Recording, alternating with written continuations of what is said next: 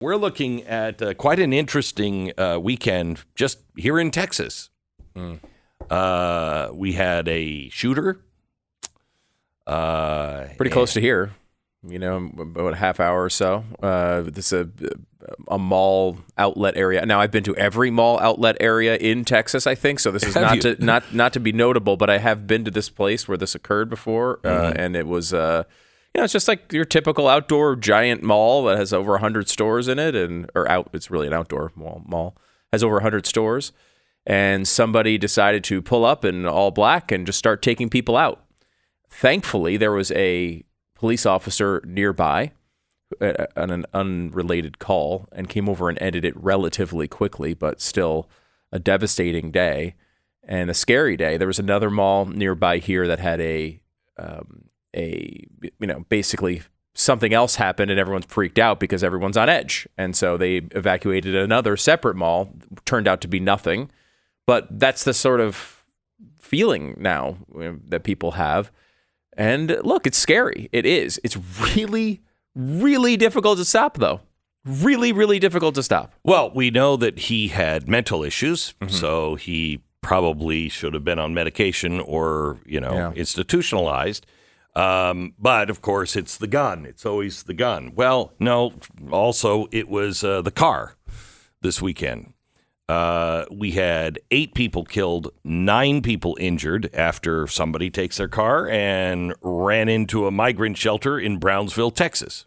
Yeah, it's interesting. That one, too, has been reported. It's still being reported both ways that it may have been an accident. It also may have been a drunk driver, they think. It also may have been gang-related. Intentional. Yeah, gang-related. So we don't know what that one is. So far, we don't think that it is white supremacy. It was either a drunk driver, gang-related, accident. They're trying to say the shooting was white supremacy, though. Except the guy was Hispanic. Yeah. And I'm trying to wrap my arms around this. In fact, I got this from the Daily Beast. Okay, this is from the Daily Beast in 2021. Okay.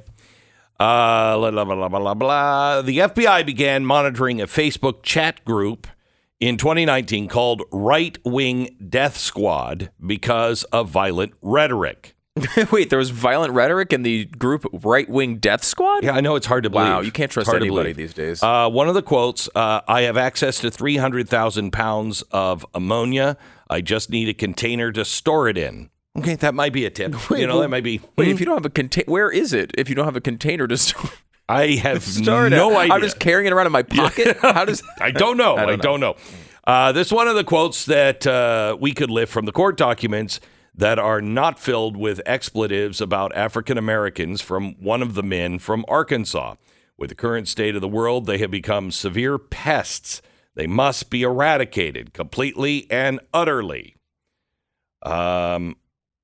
Racism isn't real. Whites are the only humans. This guy who was in trial, he was a guy that was, wanted to be Timothy McVeigh. Similar sentiments were expressed in the group with hate-filled messages about Jewish and Hispanic people. So there seems to be a problem with this particular group with all people except apparently white people. And again, you're saying there's a problem with the group Right Wing Death Squad? Yeah. Wow. Yeah, it's weird, isn't it? That's a stunner. Yeah, it's weird. It's weird. It's weird. It's weird. So they want to clean up the white community. And we need a new world tomorrow. And the S word for Hispanics and the N word for blacks need to hang from trees, end quote. And this is so. This wasn't the person you're talking about. This isn't the person. No, this is the article about this group when another guy was arrested in 2020. Okay. So he was arrested. Daily Beast wanted everybody to know this white guy was after Hispanics and blacks and Jews and anyone of any color whatsoever. Now you can be Hispanic and a member of this group. Wow, I don't know if they expanded their membership. Maybe they took the Daily Beast criticism seriously at Right Wing Death Squad, and they were just like, we ought to be more open. We are not as open as we should be. Look, we should just be accepting right-wingers who want to cause death. And why do we care about the color of skin? Amen. Bringing people together, so opening doors. Ridiculous. It is so ridiculous. Well, I think, too, like you mentioned this many times, Glenn, that racism is a human problem. It's not a white problem. Mm-hmm. And, like there's this thing in the media that they like to do and act as if other races, other than white people, as if they don't hate other races other than white people. Like, there's a lot of tension between the Asian and black communities in certain cities, for example. There's a lot of this that goes on. Hispanics and blacks have their own issues separate from white supremacism. But because the media has no prism to look at this other than just blaming right-wing extremists and white supremacists every single time, they run into these cross-the-streams moments where their coverage makes no sense. Look, it's possible for Hispanic people to dislike black people too. It's wrong. It's just like it's wrong for white people to do it. You shouldn't hate people. You shouldn't make any decision based on the color of somebody's skin. That's just stupid. Unless, of course, you're looking for affirmative action. Then, of course, it's completely okay. Or if it's, Ibram Kendi and anti-racism, then all your decisions can be made on skin color. But other than that, you shouldn't make decisions based on skin color, Glenn.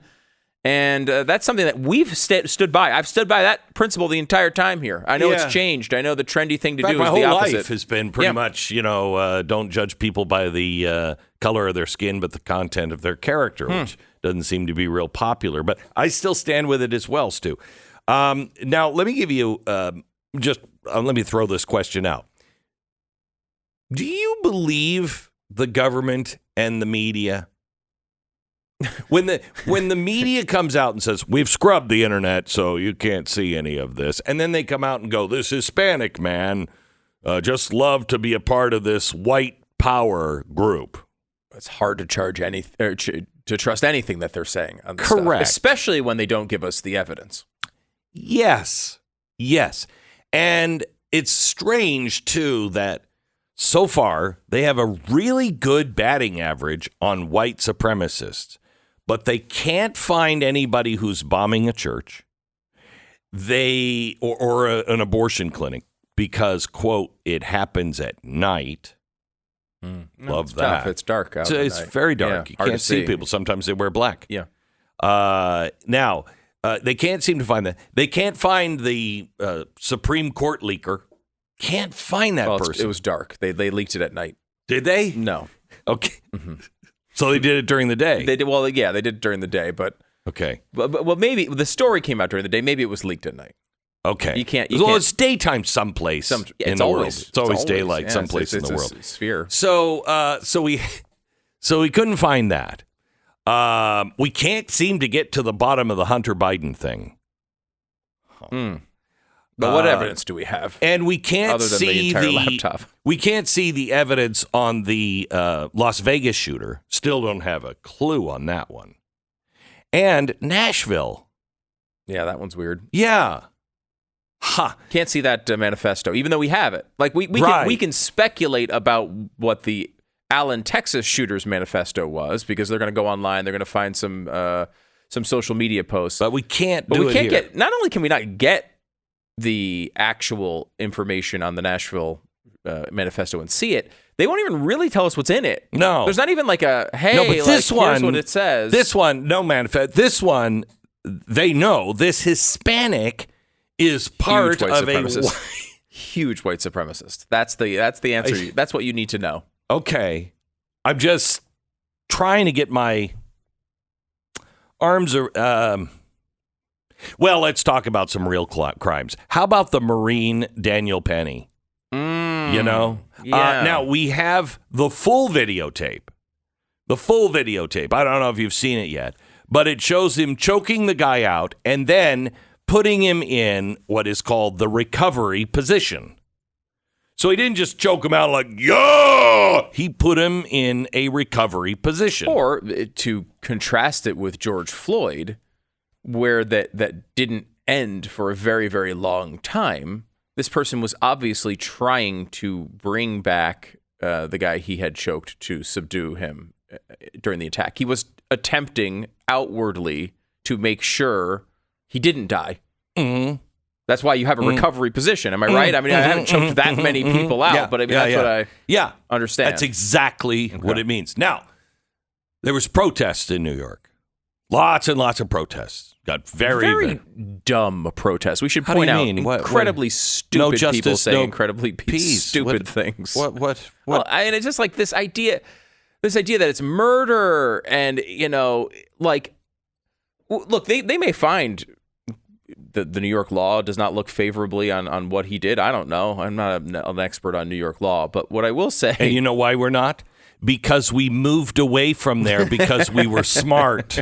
Yeah, kidding. Move away from New York. I was born there, and I do not live there for a reason. No. But, like, they may come up with something they could get this guy on. I don't know. I mean, we don't know all the facts of the case yet, though I think we know enough to say for certain that he and the black guy who was helping him were not out to murder black people all day.